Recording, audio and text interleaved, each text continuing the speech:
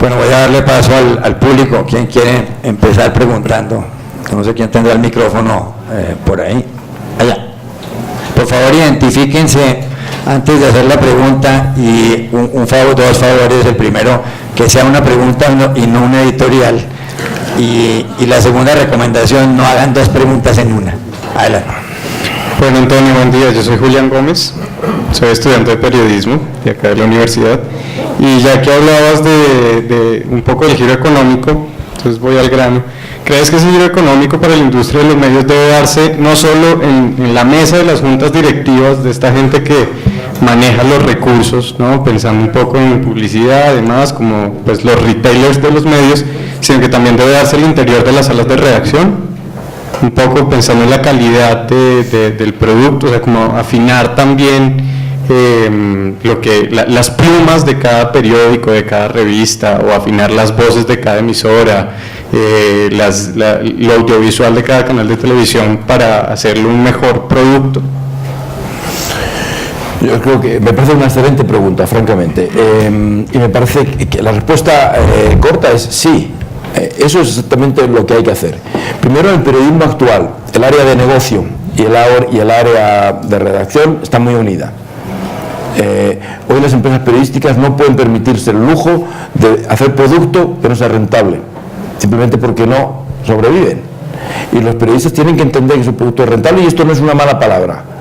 Tradicionalmente los periodistas hemos entendido que mi producto no es comercial, y esto, por tanto, yo no tengo que hacer mi producto comercial. Si tu producto tiene que ser comercial, esto es un negocio, y del éxito del negocio depende nuestra libertad y nuestra independencia como periodistas.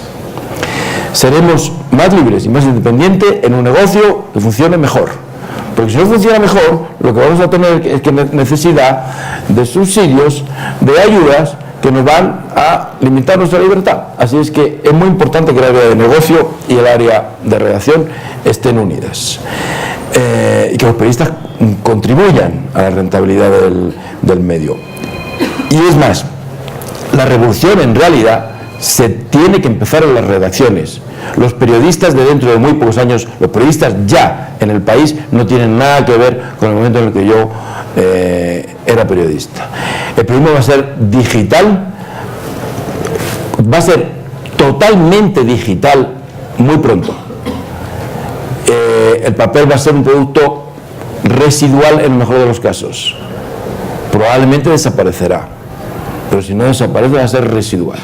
Y el producto digital no tiene nada que ver, el periodista para un producto digital no tiene nada que ver el periodista para un producto escrito. El periodismo, cuando se enseña en digital, no tiene nada que ver. Los productos digitales no tienen portadas, los productos digitales tienen otra forma de jerarquización. Cada artículo, y por tanto cada autor de un artículo en el periodismo digital tiene que tener tiene que ser un creador completo y usar toda la gama de recursos y lenguajes que el periodismo pone a su disposición y que la tecnología pone a su disposición. Un periodista no podrá decir que su artículo está terminado hasta que no tiene añadido el vídeo correspondiente, el gráfico correspondiente, las fotos correspondientes, los enlaces correspondientes que le permitan al lector ampliar sus conocimientos y sumergirse en otros ámbitos, y por tanto es un trabajo muy diferente, y las redacciones vamos a tener que educarnos a hacer ese trabajo, y el que no lo haga va a desaparecer. No, es así, no, lamento ser tan crudo, pero lo que no se transforma va a desaparecer. Yo sé que en Colombia ese debate ahora no se ve tan acuciante, pero el garantizo que lo va a ser muy pronto, probablemente antes de lo que creen. Siguiente pregunta. Acá, por favor.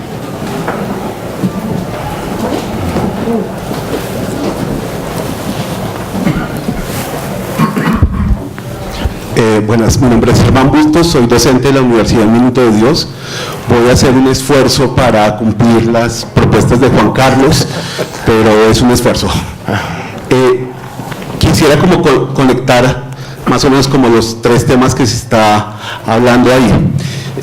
Obviamente sobra decir que Yo creo que aquí nadie se atrevería a hacer una apología del asesinato, ni la respuesta a una caricatura puede ser un asesinato, me parece que eso está fuera de discusión, pero creo que hay muchas cosas interesantes en la descripción de Charlie Hebdo, que es la que siento que más nos convoca acá y que me parece muy interesante.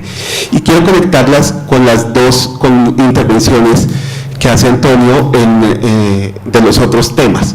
Primero con este tema de lo comercial, porque me parece que de alguna manera lo que me preocupa de Charlie Hebdo, publicación que apenas sí conocía antes de esta tragedia, pero lo que he leído es que estas ofensas a Mahoma y toda esta lío de libertad de expresión fueron también su tabla de salvación y fueron su mecanismo de supervivencia económica, lo cual me parece una situación bastante catastrófica, que la libertad de expresión se convierta en la disculpa para sacar adelante un medio que estaba en muy mala situación. Lo segundo es aún más de fondo. Creo que la lógica de la caricatura, la lógica del bufón, es, como leí en algún lado, patear hacia arriba.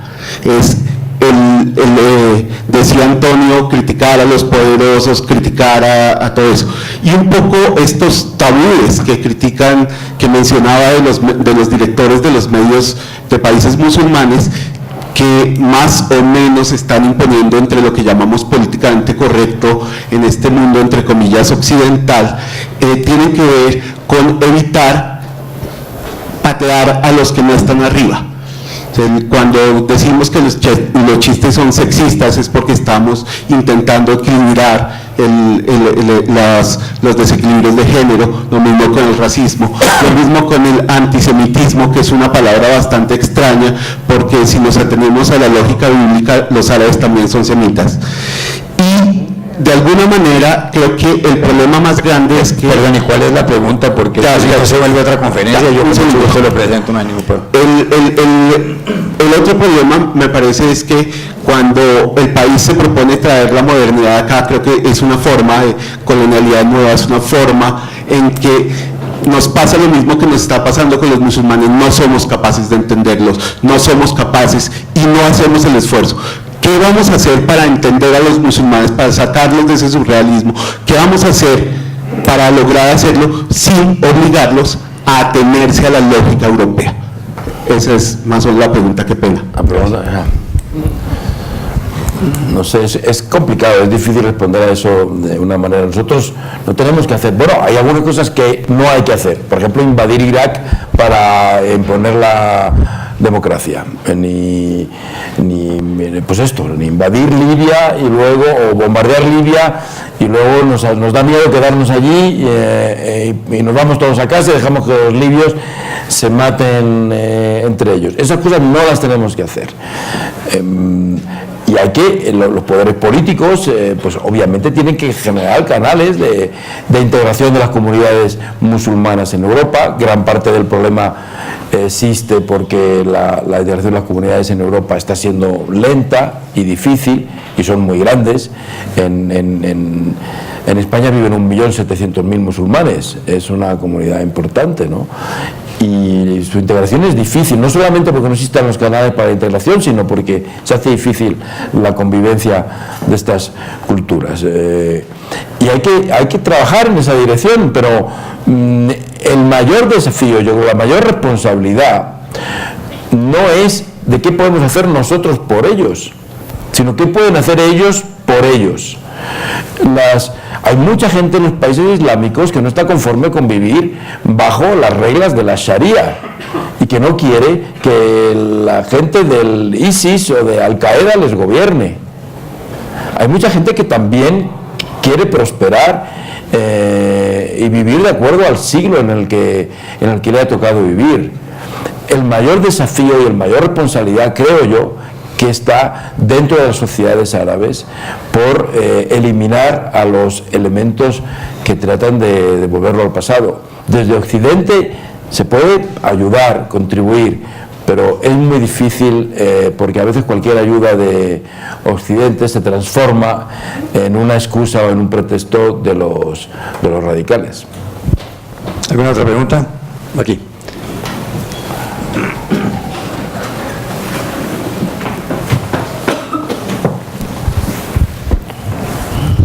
Gracias, María Teresa Herrán, profesora de la... Perdóname, te interrumpo porque Claro. me parece importante matizar una cosa que ha sugerido tu compañero anterior, que el uso de Mahoma como un recurso comercial por parte de Charlie Hebdo, eso no es cierto. Charlie Hebdo tenía problemas económicos como tantas revistas. En Francia la crisis es brutal, aún más fuerte, de los medios de comunicación es aún más fuerte que en España. Liberación está a punto de desaparecer, Le Monde ha estado a punto de desaparecer, lo compraron un grupo de millonarios casi como un acto de caridad. Tanto es el lío que ni siquiera hay director en Le Monde en este momento. Toda la prensa regional está destruida. Pero Charlie Hebdo ha vivido esencialmente de los ataques no a los musulmanes, sino a los dirigentes franceses. ¿Tú sabes por qué se llama Charlie Hebdo? ¿Sabes? Charlie es una referencia a Charles de Gaulle. O sea, es la esencia, la cabecera está orientada a una burla de Charles de Gaulle, que es, en este momento, bueno, pues Charles de Gaulle es en esta República Francesa, la Cuarta República Francesa, es el fundador de la Cuarta República, es la figura central, digamos, del republicanismo francés del siglo XX hasta ahora, ¿no? Y esa es la razón de la cabecera de la revista. Sería injusto atribuirle a estas caricaturas de Mahoma razones comerciales, francamente. Perdona. Gracias, María Teresa Herrán, profesora de la maestría y blog de Opinar es Debatir sin Pelear. Le pregunto, ¿cómo compara usted el impacto de la concentración de medios en España y en Colombia? Creo que están en procesos diferentes. No conozco bien la realidad colombiana, pero me da la impresión de que los medios en Colombia están en un estado relativamente saludable. No conozco los detalles, pero las caídas de ventas aquí no han sido tan severas como las que ha habido en España. Que también me dicen algunos colegas que las mediciones de circulación y de audiencias en las radios están en discusión. No todo el mundo en Colombia acepta las cifras que se dan como oficiales, y por tanto creo que no es todavía una situación semejante. Ahora, la concentración,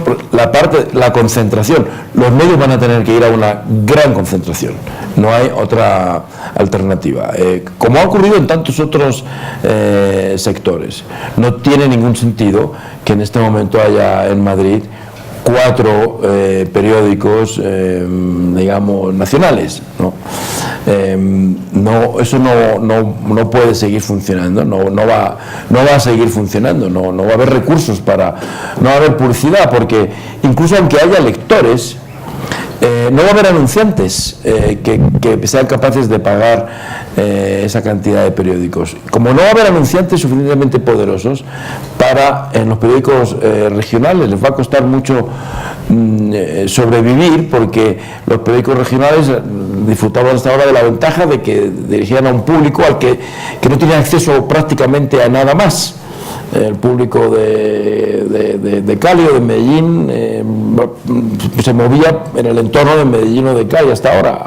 Ahora no, ahora los públicos son universales, leen muchos periódicos, ya no hay un lector del colombiano.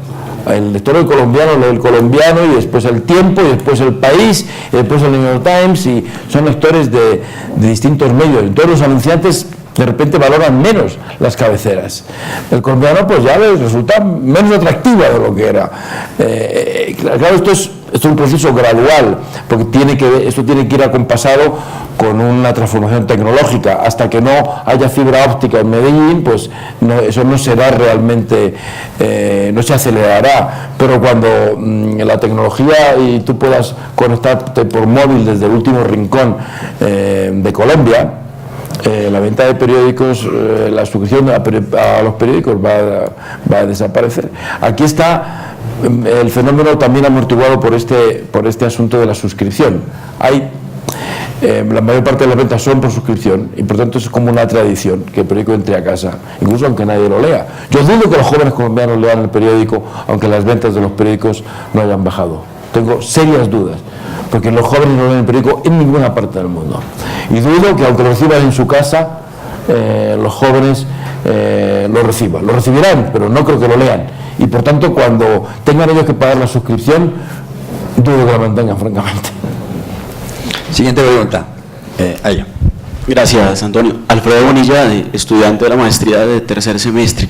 Justamente tiene que ver con eso que acabas de responderle aquí a la profesora. ¿Cuál es entonces esa fórmula o ese secreto del éxito que se necesita para que los medios capturen esas audiencias jóvenes? Porque para eso va. No. El papel no lo van a capturar jamás. Nosotros hemos hecho de todo, incluido regalar el periódico durante unos días. Y regalarlo no en cualquier sitio, sino en la universidad. Y no en cualquier facultad, sino en la facultad de periodismo. Sí, ahí van a ser los únicos que lo lean. No, ni siquiera. Ni gratis. No, porque no les interesa. Porque no. Es un producto con el que no están familiarizados. No les gusta. O sea, no saben manejarse. No saben manejarse. Los jóvenes saben manejarse en una tableta, cambian, suben, ven un vídeo, lo comparten. Sin compartir hoy un joven no puede estar ni 10 minutos. No puede estar sin compartir 10 minutos. Si está un joven sin compartir 10 minutos, alguien le va a decir, ¿dónde estás? ¿Qué te pasa? Que no sé nada de ti hace 10 minutos. ¿Y quién le va a decir? ¿Estoy leyendo el periódico? Y yo dirá, pero tú, ¿te has vuelto loco o qué te pasa? Entonces, esto no se puede hacer nada. Lo que hay que hacer es un buen periodismo digital. No hay otra alternativa. Porque lo que ha perdido uso es el papel. Es que el papel no sirve ya ni siquiera, en el caso de España, para otras viejas aplicaciones y utilidades que tenía para lo que eran muy interesantes. Por ejemplo, envolver el sándwich, que era muy útil. Para envolver paquetes, el papel no se usa ni para eso. O sea, ¿entiendes? Entonces lo que estamos es ante una revolución tecnológica. Admitámoslo, no pasa nada. O sea, ya comprendo que da miedo. Pues imagínate a mí, que tengo 57 años y que todo lo que he hecho en mi vida es leer periódicos y que todo lo que sé lo he aprendido leyendo periódicos, nada más. ¿Pasará eso, y perdón que interrumpa, pasará eso en la radio y la televisión? Sí. ¿Tendrá que digitalizar totalmente? Pasará indudablemente en la radio y la televisión. Los jóvenes no leen los periódicos ni ven la televisión. Los jóvenes prefieren ver una serie en un iPad que en la televisión delante de sus padres. Indudablemente, como es natural. Ven en la serie en un iPad en su habitación o en la calle o donde pueden, porque en un iPad es cool ver las series.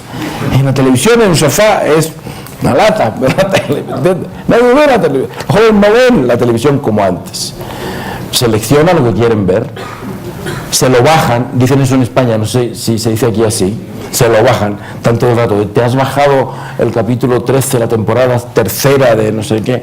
Hay un tráfico de temporadas de series que se bajan y se pasan uno a uno. Yo no me lo he bajado todavía porque no sé.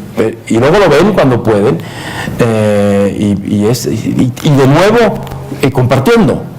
Mientras lo ven, están tuiteando. O están diciéndole o están en su página de Facebook diciendo, oye, no me esperaba que fulano estuviera con fulana en este, porque si no, tienen que hacer, es otra cosa. Y ahí cómo entra la publicidad. La publicidad no le vale. En España, los bloques de anuncios que tienen más de 3 minutos, el anuncio que está, el comercial se dice en Colombia, ¿no? El comercial que está entre el primero y el último comercial es gratuito, no paga nada. Se emite únicamente para dar sensación de volumen, pero forma parte, cuando una compañía publicitaria hace un contrato con la televisión, dice, bueno, yo te pago lo que sea por el primer comercial después del partido de fútbol. Oye, ¿y por el quinto qué me pagas? No, pero yo no te pago nada, o sea, te pongo si quieres. Pero yo te voy a pagar por el primero en este y por el primero el de los martes, no sé, y el resto lo ponen con descuentos enormes a las compañías muy pobres que no. Es decir, la publicidad no tiene interés en la televisión como tenía. Lo que ocurre es que lo que está salvando por ahora la televisión es que la publicidad no ha encontrado aún una fórmula para Internet. No tiene diseños buenos, no tiene lenguaje adecuado para Internet, no sabe moverse en Internet, sabe que el público está allí y hacen cosas, hacen intentos, porque sabe que el público está en Internet, sobre todo el público del futuro, pero no ha descubierto el lenguaje adecuado. Más preguntas. A ver, allá, el último rincón. Allá están moviendo la mano.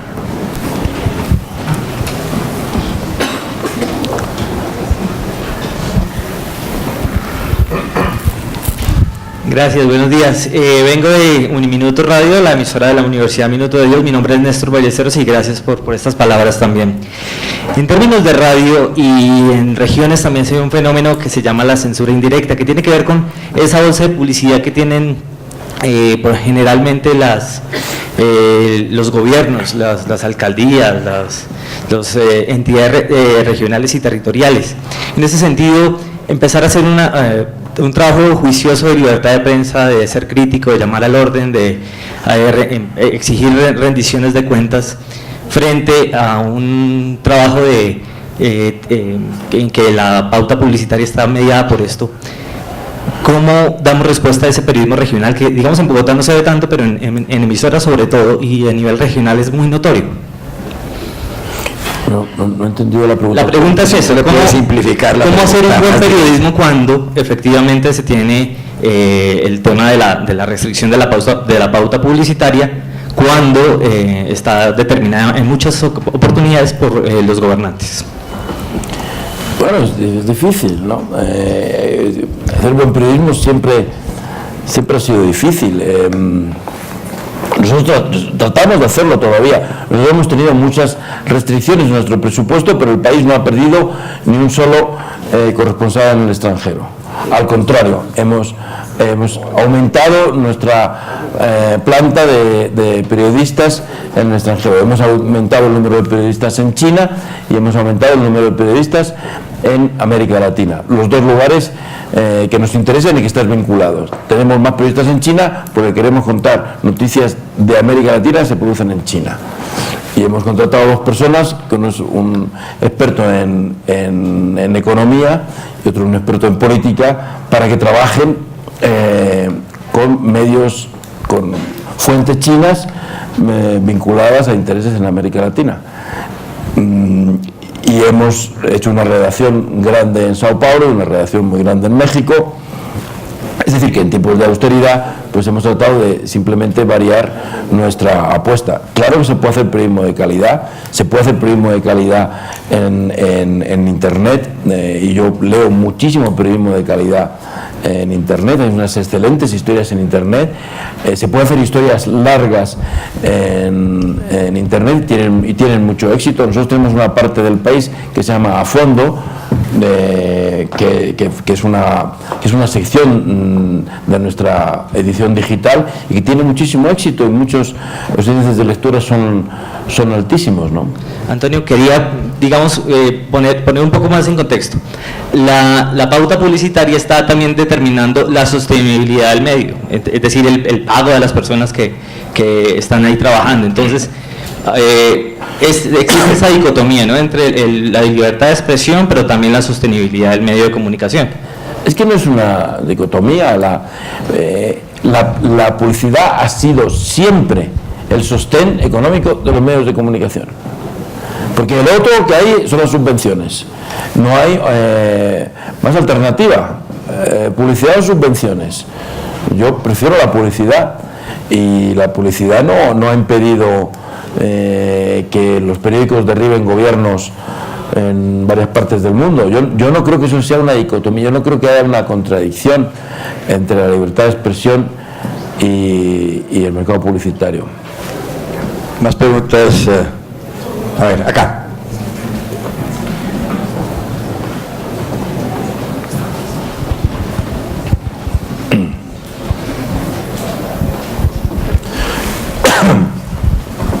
Señor Caño, mucho gusto. Cristina Castro, de la revista Semana. Yo he seguido un especial que ha hecho El País en los últimos tiempos que se llama Testigos del Olvido, que a nivel de internet tiene una producción, digamos, impresionante, con periodistas que han ido a Etiopía, Uganda, con videos, con grandes fotógrafos, y quería preguntarle si ese tipo de periodismo usted lo ve rentable hacia el futuro, si nosotros en nuestros medios vamos a poder hacer esa calidad cuando solamente dependamos de internet como parte de los ingresos que tenga el medio. Para nosotros también es difícil. Los especiales que hacemos en internet, que francamente son magníficos, has citado uno muy bueno, hicimos otro con la caída del muro de Berlín, o otro con los 50 años de la carrera de Joan Manuel Serrat, menciono que tocamos todas las áreas y son gráficamente magníficos y no son rentables. Pero este es el asunto. Hay que hacerlo. No se me ocurre. Lo que no podemos es quedarnos parados o haciendo el periódico impreso y nada más, sabiendo que eso no es sostenible. La única certeza que tengo es que el periódico impreso no es sostenible a largo plazo. Y como tengo esa certeza, pues tengo que buscar otras vías, y he acelerado mucho desde que soy director, otras vías de posible negocio y de momento de posible crecimiento. Hemos crecido mucho en internet. Esa es la única buena noticia, que nuestro tráfico ha crecido muchísimo en internet. ¿Cómo monetizar ese crecimiento? ¿Cómo monetizar? A mí me angustia, imagínate, más que a ti, cuando veo esos productos tan bien elaborados, que cuestan tanto esfuerzo y cuestan tanto dinero hacer. Porque, te digo, tenemos en este momento alrededor de 40 periodistas del país por todo el mundo. Yo sé lo que cuesta. Y claro, me preocupa no poder monetizarlo. Pero no tengo a eso sí que francamente no tengo una respuesta, desgraciadamente. Cuando la encuentre, ya seré feliz. Más preguntas. Acá. Ya voy para atrás nuevamente, no se preocupe. Ok, es curioso escuchar se puede identificar. Yo soy Ignacio Gómez, soy reportero, soy activista de libertad de expresión y catedrático de la Facultad de Periodismo y Opinión Pública. Es curioso escuchar a un periodista con la trayectoria de usted hablando durante ya casi una hora sobre la industria. Yo quisiera que usted nos planteara sobre su campo. Y me tomo la licencia de hacer dos preguntas. Una, lo escuché esta mañana plantear muy rápidamente en Caracol sobre la diferencia que usted ve entre el periodismo de opinión y el periodismo factual, de hechos, el trabajo del reportero. ¿Usted cree que, digamos, ese pasado socialista, esa identificación política que tuvo en un momento dado el país, ya es un lastre en un momento dado para su audiencia?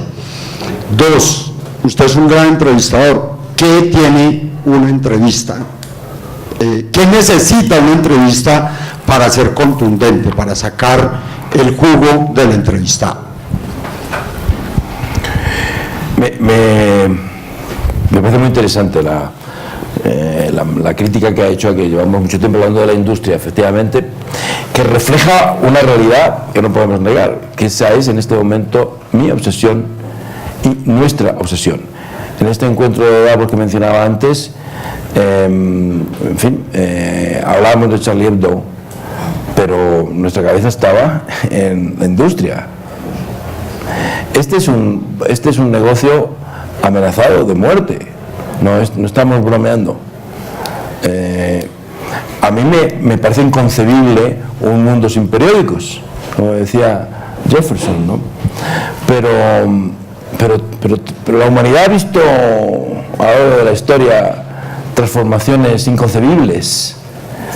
Y en este momento existe el riesgo, claro que sí, de un mundo sin periódicos, o por lo menos sin lo que se conocía como periódicos de referencia. En este momento es concebible un mundo en que la información está por ahí diseminada, pero nadie la controla, nadie sabe qué es, nadie sabe de dónde viene, que es todavía peor, nadie sabe qué propósito tiene, y está ahí, hay mucha información en el éter. Eso es perfectamente posible, con lo cual admito que en este momento la situación de la industria es un problema obsesivo para nosotros. Pero también dedico algún tiempo a los contenidos. Y ahora, cuando termine esta reunión, llamaré a mi periódico para que me digan qué historias tienen y cómo vamos a titularlas y qué enfoque tienen y cómo están de contrastadas y todas esas viejas preocupaciones del periodismo, ¿no? Y en ese sentido, yo lo que creo es que el periodismo de opinión, que está muy de moda, hay medios que viven únicamente, en este momento en Internet, digo, medios que viven únicamente con un sesgo ideológico muy fuerte. Solamente existen en Internet para que sepan que este es un producto muy de izquierdas o muy de derechas, y tienen un determinado número de lectores que lo que quieren es justamente regodearse en su propia ideología, que lo leen porque esto te reafirma en tu sectarismo. Pero el país no es así, no ha sido así, ni va a ser así, sobre todo, que es de lo que más puedo decir, no va a ser así, porque no va a ser un periódico sectario mientras yo lo dirija. Además, en este momento, para una marca como El País, es inútil, porque la clave está en lo que he dicho antes. Hoy ya no existe el lector del País que va al kiosco y dice: deme El País, se nos ha agotado, y entonces se va a su casa, porque el lector del País jamás, hace unos años, se atrevía a comprar El Mundo y mucho menos el ABC. Y eso se aplica en la dirección contraria. Llegaba, deme el ABC, se ha agotado. No se atrevía a comprar El País, porque si llegaba a su barrio o entraba en su casa con El País debajo del brazo, le retiraban el saludo a sus vecinos. Y entonces ese mundo afortunadamente está desapareciendo. Los lectores hoy no son lectores de un periódico, leen muchos periódicos y pasan constantemente de uno a otro y vuelven. A ver cómo da este periódico, a ver cómo va. Y por lo tanto hoy vale lo que vale. Desde ese punto de vista, hoy el lector es más exigente. El lector te compra una historia por lo que vale esa historia. Si es buena, la va a leer mucha gente. Si es atractiva, la va a leer mucha gente. También, por supuesto, si trata sobre sexo o violencia, también la va a leer mucha gente, pero esto también ha existido siempre. No hay que alarmarse cuando a mí algunos compañeros se alarman que cada vez que tenemos una historia de contenido sexual o violento que tiene éxito, se alarman. No hay que alarmarse porque esto ha ocurrido toda la vida, ¿no? Pero las buenas historias tienen éxito también y son las que hay que hacer, ¿no? Me preguntaba sobre la entrevista, no sé, dar secretos de la entrevista. La entrevista depende mucho del entrevistado. Es un género en el que estás sometido al estado de ánimo del entrevistado y a cómo conectes con él, ¿no? Así es que las entrevistas hay que conducirlas, si hay aquí aficionados a los toros. Yo no soy aficionado a los toros, pero me gustan las metáforas taurinas. Hay que conducirla con la muleta muy suave, hay que procurar que el entrevistador contemple. Esto Juan Carlos sí es un experto, ¿no? Y procurar que el entrevistador, hay que engañarlo y procurar que el entrevistado, vaya entrando en lo que tú, en la muleta, en el engaño. Entonces esa es la técnica. Así he hecho yo siempre las entrevistas. Primero trato de medir, de ver cómo está en qué actitud viene el entrevistado, y ahí si lo que necesita es calmarle, pues empiezas muy suave. Si ves que viene en una actitud muy pasiva, entonces lo que tienes que levantarle el ánimo con una pregunta inicial un poco agresiva que lo desconcierte, ¿no? Más preguntas. Allá contra la pared.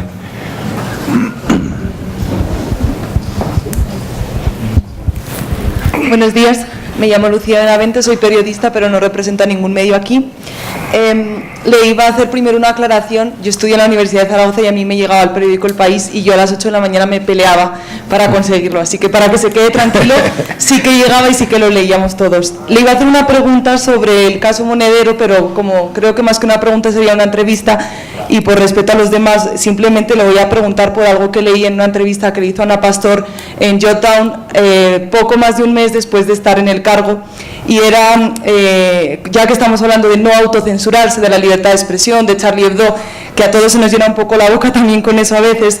Usted decía en esa entrevista que el periodismo de opinión es desmedido en España y que incluso había generado una histeria y que había que controlarlo. Incluso proponía que usted en el diario El País iba a reducir la opinión y centrarse más en la información. ¿Eso no es un tipo, digamos, de autocensura o de limitarse? Porque usted decía, estaba generando histeria, entonces había que reducir la opinión. Gracias. No, yo creo que eso es simplemente racionalizar tu oferta, racionalizar lo que haces. En este momento, insisto, hay exceso de opinión en España. No me refiero en esto al país, ni siquiera únicamente a los periódicos. Me refiero sobre todo a la radio. Yo esta mañana que me he despertado en Bogotá, de verdad he quedado encantado en escuchar las radios colombianas.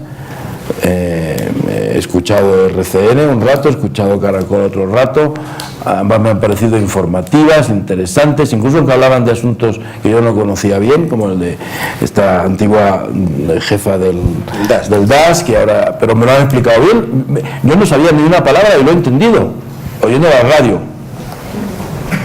Yo te garantizo que si tú vas hoy a España, yo me considero una persona relativamente informada.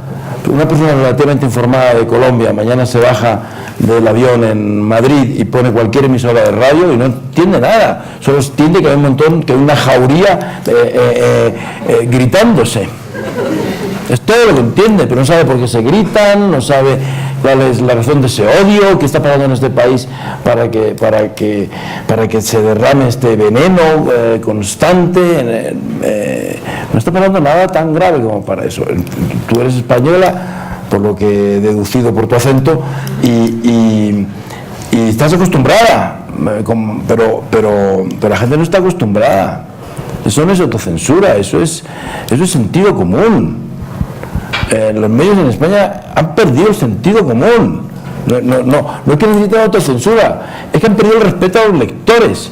Es que no le hablan a los lectores, se hablan entre ellos, se contestan entre ellos, se echan pulsos entre ellos.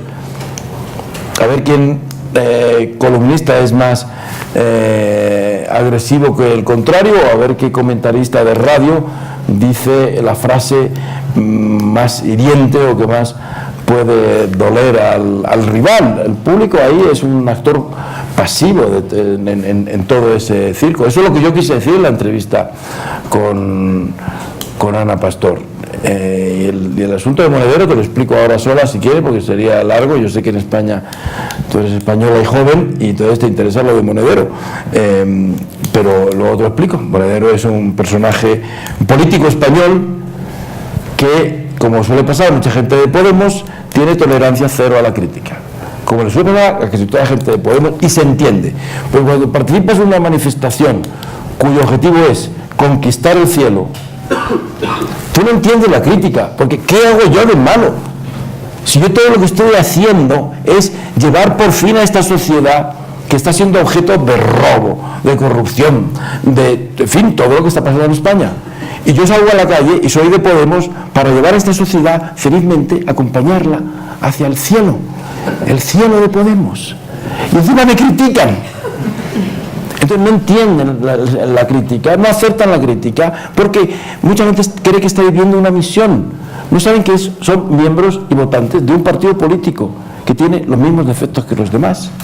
Entonces, no toleran la crítica, a cada crítica reaccionan de una forma violentísima, de una forma muy descalificatoria. Todo el que les critica es un fascista, un ignorante, trabaja para algo, Entonces, es una situación difícil, ¿no? Nosotros dijimos que el señor Monedero cobró 425.000 euros de Venezuela en el año 2013. Le pedimos que lo negara y no ha sido capaz. Y desde entonces, obviamente, como no puede negar que cobró 425.000 euros por un trabajo de asesoramiento sobre cómo se creaba la moneda única bolivariana, ese era su trabajo, porque cobró 425.000 euros, y como no ha podido desmentirlo porque es falso, pues entonces claro es que el país está vendido, el país hay que ver lo que era y lo que es, qué terrible, ahora... Bueno, pues esto es así. Nosotros criticamos muchísimo más al PP y al PSOE. Si alguien hiciera un trabajo científico, racional, términos que son incompatibles con la España actual, por supuesto, pero si alguien hiciera un trabajo científico, racional, sobre el espacio que nosotros dedicamos a criticar al PP y al PSOE, o al que dedicamos a criticar a Podemos, encontraría que duplica o triplica el que dedicamos a criticar al PSOE o al PP que al Podemos. Hoy publicamos una información en portada tremenda contra el PP por un caso de corrupción muy famoso, se llama Gürtel en España. Bueno, pues el PP se aguanta como está acostumbrado. Está acostumbrado a que el PP, a que el país pues lo critique por la corrupción en la que están metidos hasta aquí, y lo decimos constantemente. A 4 columnas titulamos el otro día: Rajoy señalado directamente por la corrupción en pleno año electoral. Bueno, pues para ellos lo admitieron con deportividad. No te quiero contar lo difícil que está resultando para Pedro Sánchez nuestros constantes ataques o dudas sobre su liderazgo. Directamente están poniendo en cuestión su supervivencia. Pedro Sánchez se juega en nuestras críticas, las nuestras, no las de otros periódicos, su supervivencia. El señor Sánchez es un caballero que trata de defender su causa de la manera más amistosa y comprendiendo que nosotros podemos publicar lo que nos dé la gana. Ahora estos otros, claro, que nos están llevando al cielo y encima los criticamos, pues entiendo que este es otro asunto. Este es el trasfondo del caso Monedero, digamos, ¿no? Monedero, pues alguien no sabe, es un dirigente de Podemos. Y Pedro Sánchez es el secretario general del Partido Socialista Obrero Español, el PSOE.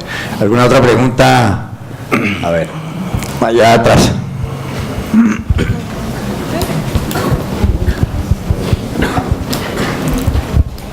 Quedan unas pocas preguntas.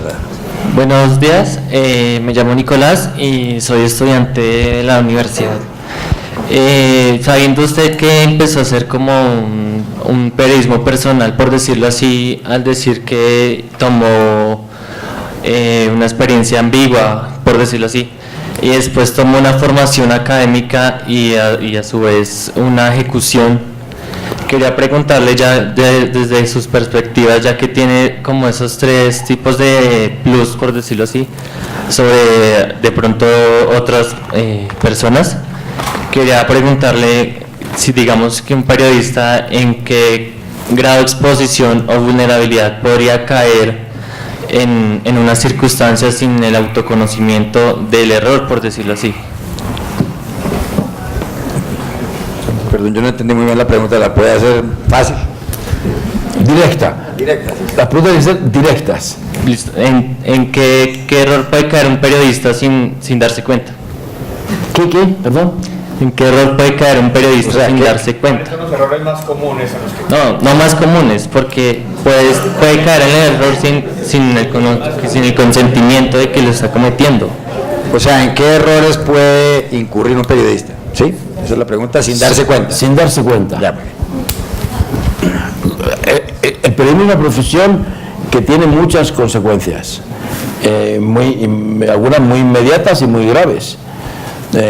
Cuando el periodismo dice que este restaurante es malo, y si el periódico es influyente puede obligar a que acabe cerrando el restaurante porque la gente no va. Y si el periodismo puede conseguir que ganen las elecciones determinada gente o que la economía de un país vaya mejor o peor, y por eso las restricciones al acceso a la información de algunos datos económicos son tan estrictas porque tienen mucha influencia, con lo cual eso exige una cosa muy importante y que a veces los periodistas no tenemos suficientemente en cuenta, que es el sentido de la responsabilidad, de de los periodistas. Los periodistas tenemos que ser responsables, ser conscientes de la trascendencia de nuestras decisiones. Tenemos que formarnos y educarnos bien, por eso vosotros estáis en esta universidad, porque hay que formarse y educarse bien, y la formación es fundamental para un periodista y no hay que interrumpirla nunca. Cuando salgan de la universidad también hay que continuarla. Últimas dos preguntas, a ver. Acá.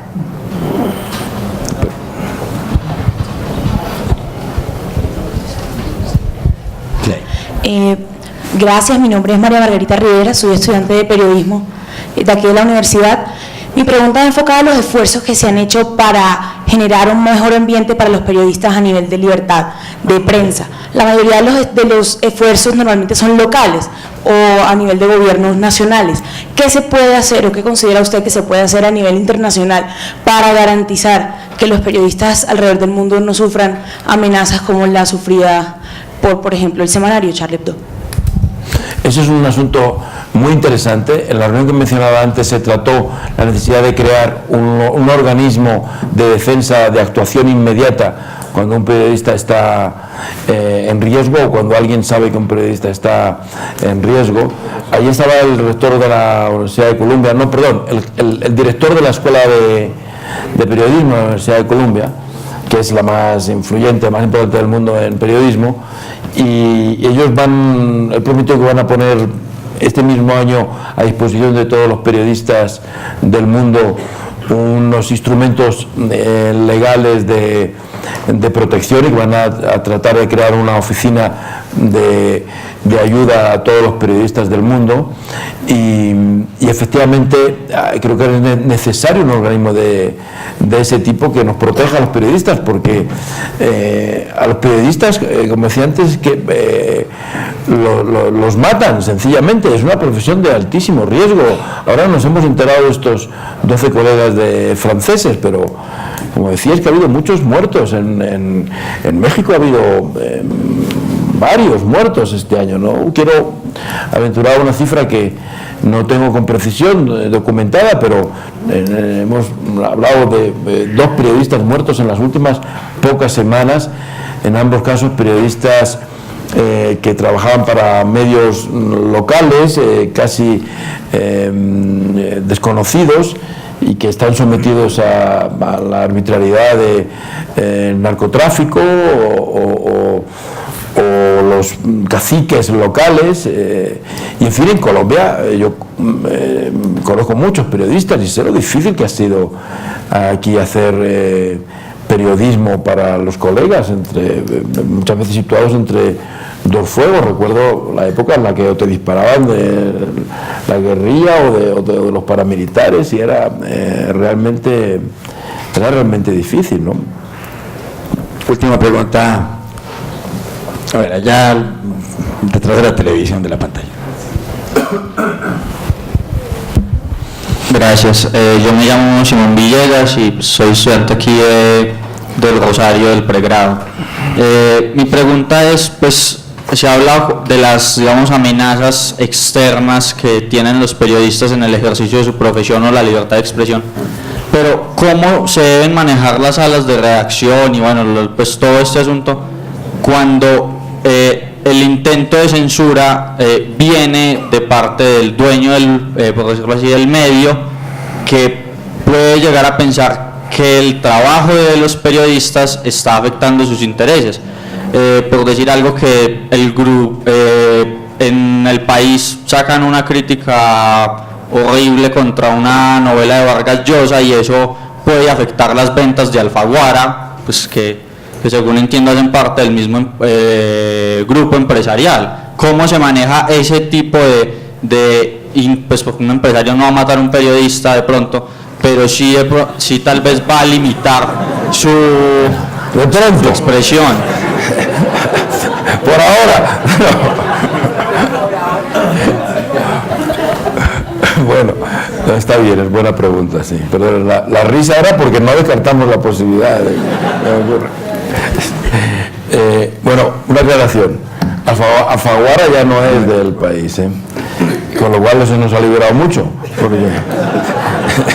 efectivamente era una lata esto de los autores de Alfaguara y había que tratarlo más o menos con cuidado, ¿no?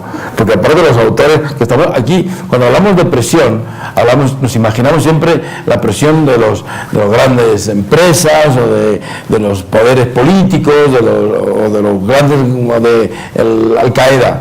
Pero mucha de la presión es una presión mucho más cercana y cotidiana, que es la vanidad de un autor o la vanidad de una persona. Yo lo contaba hace poco a Juan Carlos que una de las más sorprendentes que he tenido siendo director del país es de un alta persona en España, realmente muy importante, influyente y conocida, que me llamó ante mi desconcierto cuando me llamó, que creía que sería algo, vamos a ver qué lío me van a pedir, que era simplemente para advertirme que mañana va a ser mi cumpleaños y por favor no publiques nada. O sea, lo que estaba preservando es que no se supiera su edad. Y esas presiones son más comunes de lo que tú crees, ¿no? Las quejas, porque la foto que habéis dado mía era mala, pero queja indignada. O porque en la lista de obras interesantes de los últimos 20 años no habéis sacado a mi mujer. Lo siento, no sé si les pasó. O sea, esta cosa es difícil y siempre hay una tensión. Cuando éramos los dueños de Alfaguara, pues efectivamente, claro, sabías que si tú hacías una crítica mala de un libro de Alfaguara ibas a afectar a las ventas. Y teníamos cuidado, tengo que admitirlo. Afortunadamente yo nunca he sido crítico literario, ¿no? Pero sí teníamos cuidado con los autores de Alfaguara, pero han salido críticas malas contra libros de Alfaguara. En el país en eso tenemos algunos momentos realmente que son de orgullo para nuestro periódico. Juan Luis Cebrián, que es el presidente de la compañía en este momento y que fue el primer director y fundador del periódico, y ahora es miembro de la Real Academia y es autor de varias novelas.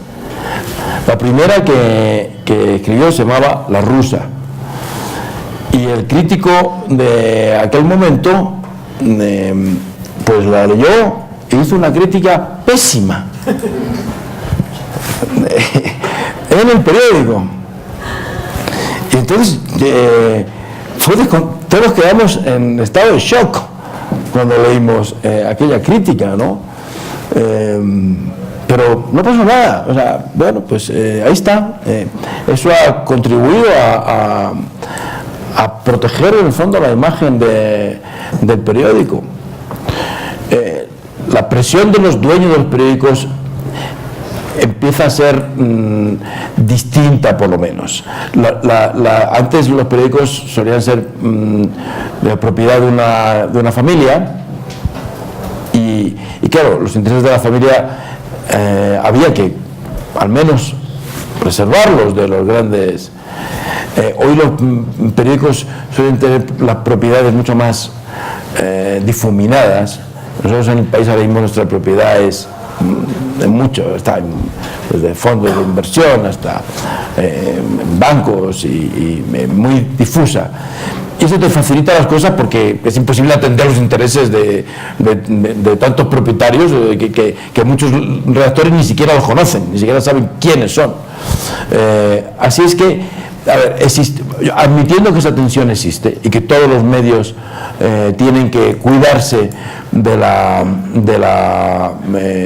preservar los intereses de los propietarios, esa tensión existe, pero no me parece que sea un obstáculo insalvable ni que ponga realmente en duda la credibilidad del periódico. Ahora tenemos un caso que va a ser muy interesante de observar, que es Carlos Slim. Es propietario de la mayor parte de las acciones del New York Times. Entonces ahí van a chocar dos fuerzas, nunca mejor dicho, que vienen de orígenes muy diferentes, porque los conceptos sobre la libertad de actuación de los periodistas en México no son los mismos que en Nueva York. Y vamos a ver qué pasa, ¿no? Es interesante observar. Bueno, antes de despedir a Antonio Caño y de dar por terminada esta sesión, quiero nuevamente darle las gracias al rector del Rosario, José Manuel Restrepo, a Alejandro Santos, que tuvo que irse, y muy especialmente en este caso a la organización Ardila Lule, al doctor Fernando Molina, presidente de RCN Radio, Ana María Guerrero, la encargada de responsabilidad social, y por supuesto a los directivos de esa organización, como el doctor Carlos Julio Ardila, porque gracias a ellos, jóvenes, buenos, que no tienen cómo estudiar, ahora tendrán. Antonio Caño, muchísimas gracias por haber estado aquí, y los espero en 6 meses en otra versión. Gracias.